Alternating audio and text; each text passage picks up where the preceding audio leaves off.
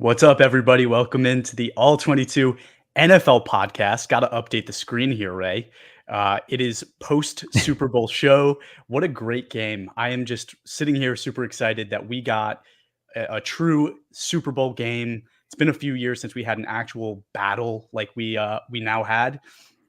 Chiefs come out on top, 25-22 was the final score. And Ray, I think I had about 24 wings, a pound of nachos, half of an Italian sub. So I'm sitting here like surprised I woke up this morning. Didn't have a heart attack. I'm still here.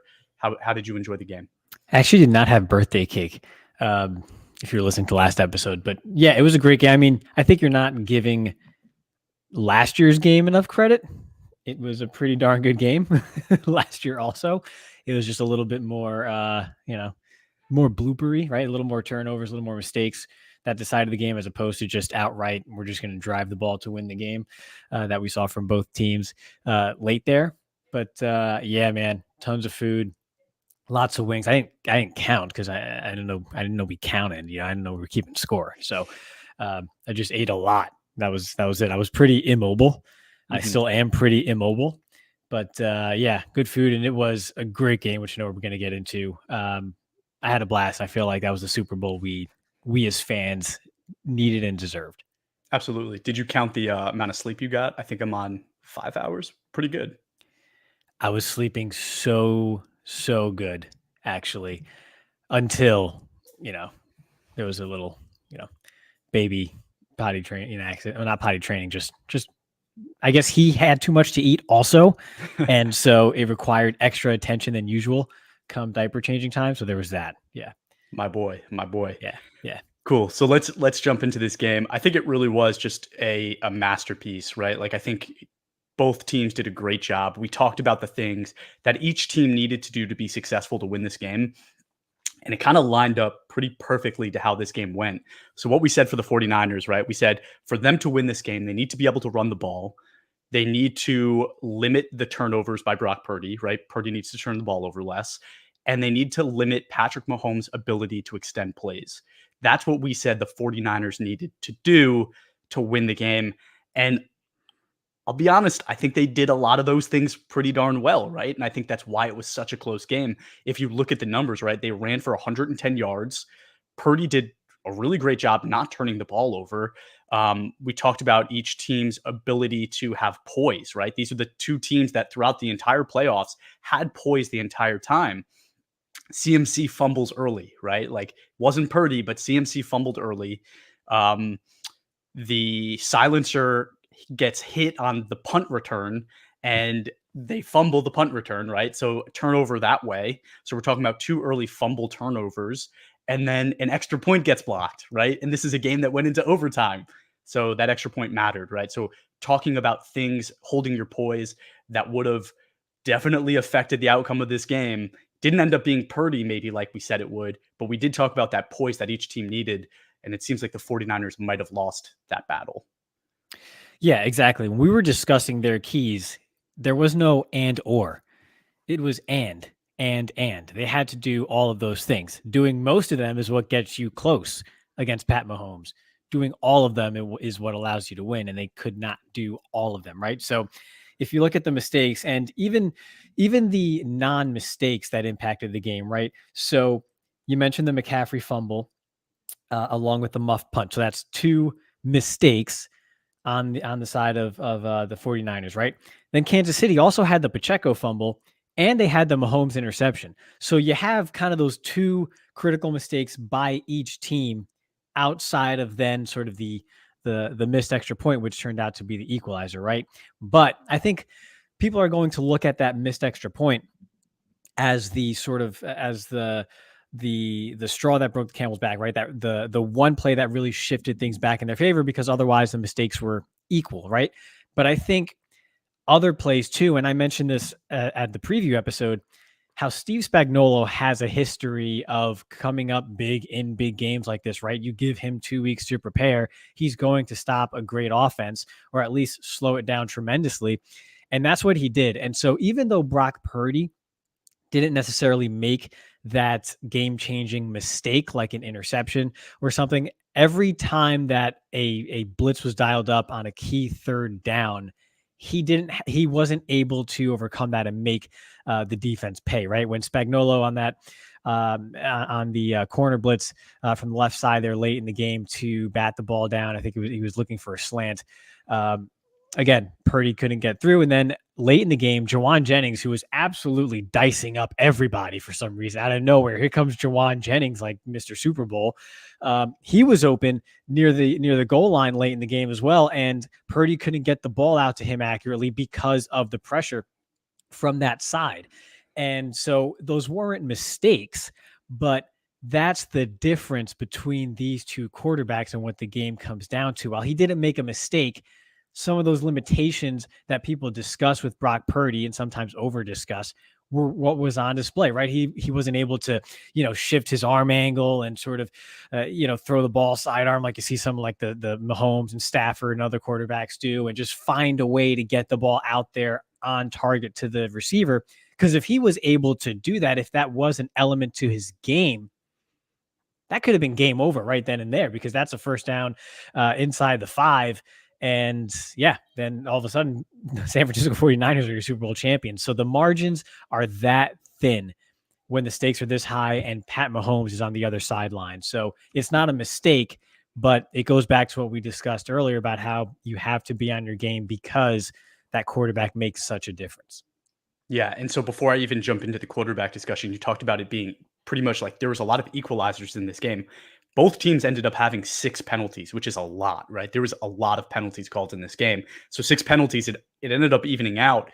But you talked about also Steve Spagnuolo, game planning for how to silence certain people. George Kittle, I know he got injured later in the game, but he was non-existent in this one, right? Like he did nothing really to, usually he has like 110 yards in a game like this, and he really wasn't there producing. So a lot of props to Spagnuolo. Then talking about the quarterbacks, you mentioned Purdy, he missed that touchdown, but there was actually 2 touchdowns that he could have thrown, right? And he missed both by inches. And you're talking about that being a separator. It absolutely was.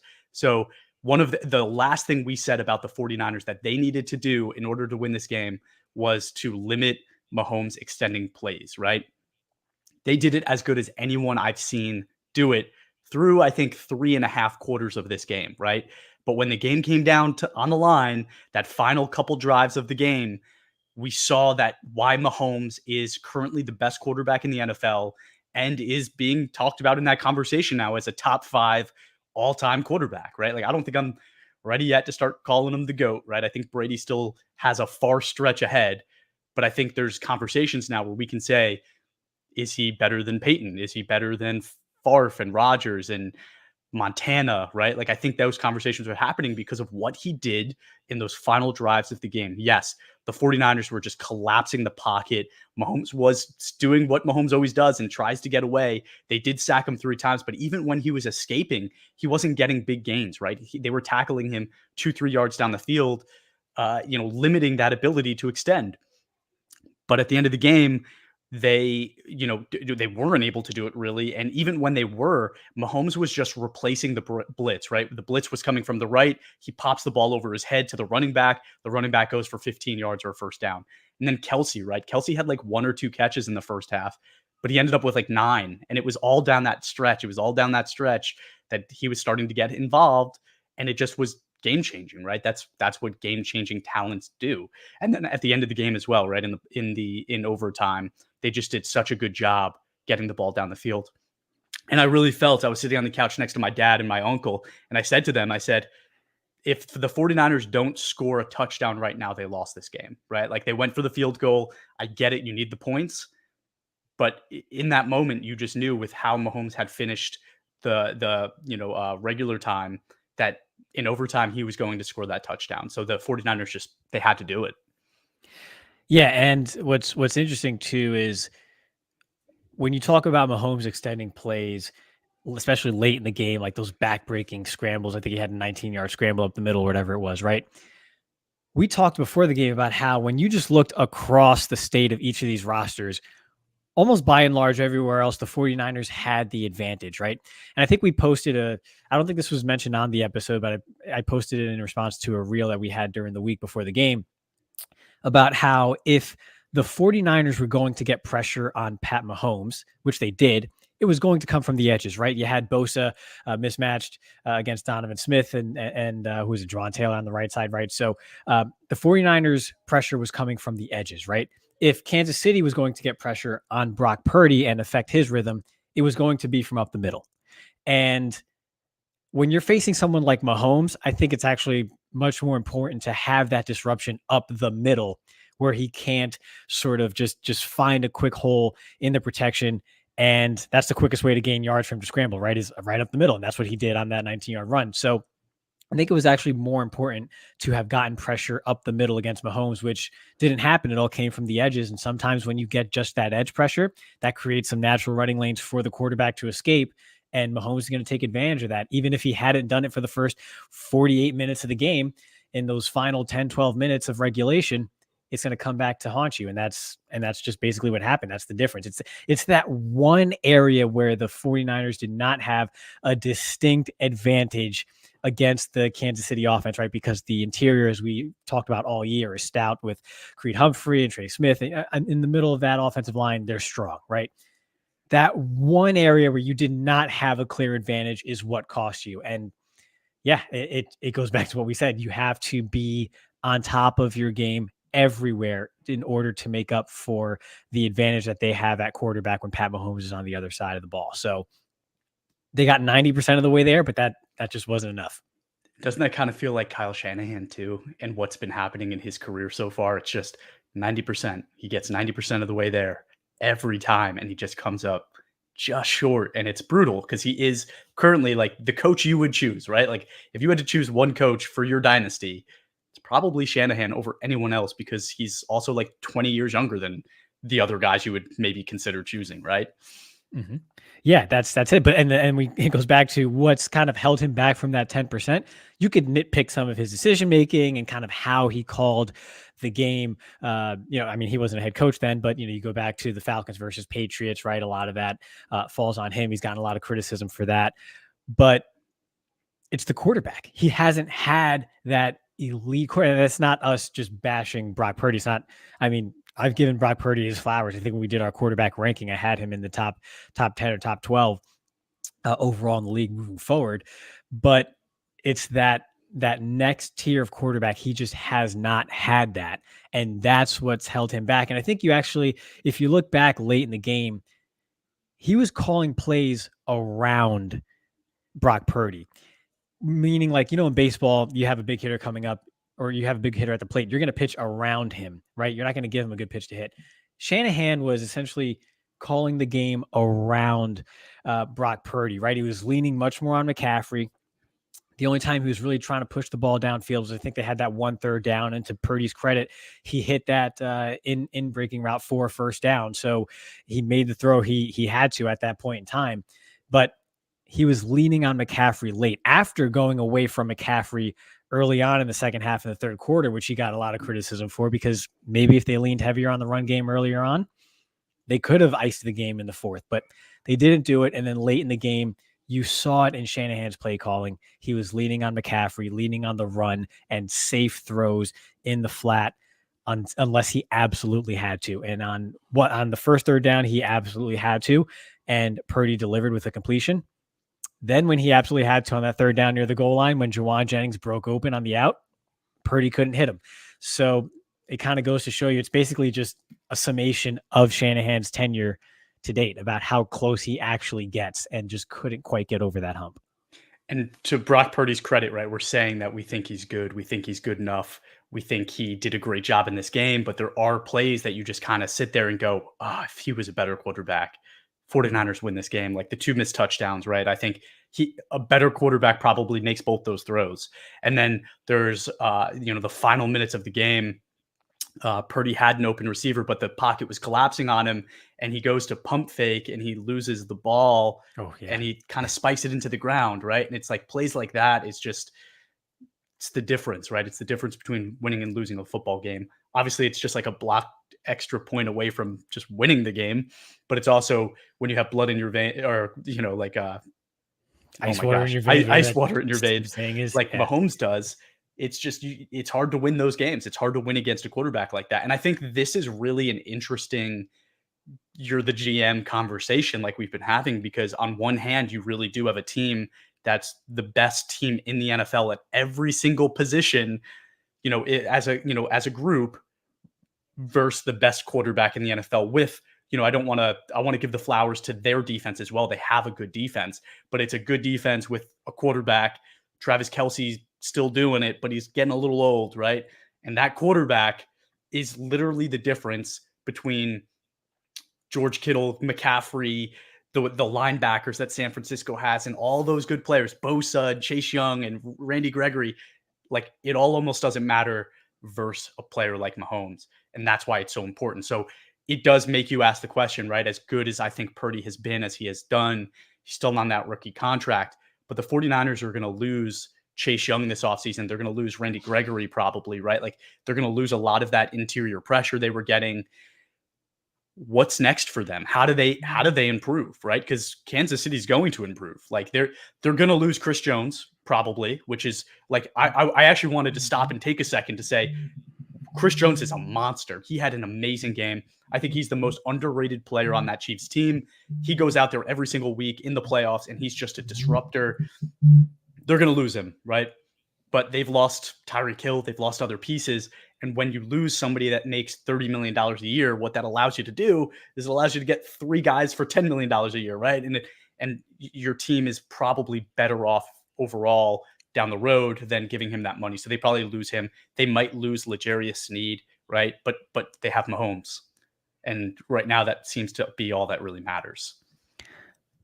Well, 3 guys could have been had on the 49ers if they hadn't traded 3 guys for Trey Lance. But then again, it's almost like you see why they traded those picks to try and get a quarterback when they did draft Trey Lance, because they looked at the state of their roster, said, okay, let's push the chips all in on a difference-making quarterback and see if that can get us over the hump. Obviously, that move did not work out. Brock Purdy kind of saved them from disaster from that move not working out. But again, just not quite enough there when the opponent, again, is Pat Mahomes. So a lot of questions to be answered. Another one, too, that's key for the 49ers. There's that. I got to get that clock down. Dre Greenlaw's injury. Yeah. Huge. Awful to see. That has an impact. He's a key player. You hate to see that happen. That's another one where going into 2024 now, you can't count on him. I'm sorry. An Achilles injury suffered in February. You cannot count on that player for the next season at the very least, if he ever comes back to be, the same guy he is or was. So, again, just another hit for the 49ers moving forward into how they assess their roster and how they want to attack this offseason in the next couple of years. But they're still going to be great because they do have a great coach. They still do have a lot of talent on that roster. We saw young players flash. We mentioned him last week leading up to the game. Jair Brown came up with a huge interception, right? Kind of solidified himself as a core piece of that defense over the last month or so. He also saved the game. He saved the game when Kelce was running down the sideline, right? Like, and he made a great tackle. He was hurt. It hurt. It sacrificed his shoulder. Yeah. But he did it. That was a great play. And we talked about how, like, a team like that, coached by a coach like that, can draft a player that maybe we don't love before the draft. And then we go, all right, I don't love before the draft, but then you kind of go, okay, that guy is probably going to be better than we thought he would be. But you talked about the Greenlaw injury too. And I said before, right, Travis Kelce, the first half really didn't do much. The second half, he blew it open, right? He ended up with like 8 catches in the second half and overtime. So you talk about that injury and what it does to the matchups that you have. And I'm not saying he was solely responsible for covering Travis Kelce. He wasn't, but it's all the other matchups that then have to change, that then Travis Kelce gets open a ton. So it was a devastating injury for that defense. And the reason I brought up you're the GM thing is because now being the 49ers, right? We saw this 4 years ago. What did they do 4 years ago when Jimmy Garoppolo got them to the Super Bowl and just wasn't good enough to win the game? And they said, will he ever be, right? They looked and they said, we need to find a guy that will be. So I'm not saying that that's going to happen again, but I do think it's a question that the 49ers will be asking themselves. Yeah, I can't imagine now that they finally have the ability to draft in the first round again. They're going to give away 3 more for another quarterback. I don't see that happening. But yeah, it's you look back at some of the key pieces, right? Like a Trent Williams is a lot older now, right? How much longer is he going to be around and at the top of his game? We don't want to doubt him. We don't doubt him here, but at some point it's going to happen. So that's a key position, one of the most important pieces on your roster that has to be addressed soon here. Over the next year or two, at least you have to have a plan in place. So a lot of questions for them to answer, but I think the floor still is very high because of how well, despite not having high draft picks the last couple of years, how well they have drafted and how well they coach that talent that they do bring in. It is a very well run organization. Most teams or organizations who give up 3 first round picks for a quarterback in the draft and it flops don't come close to the Super Bowl for a decade. And they're right back in it. So they're still going to be in the thick of things, but they're going to require a little bit more luck than normal if they want to actually win a Super Bowl over the next couple of years because of some of the holes and the pieces that they're going to end up losing around the margins of that roster moving forward.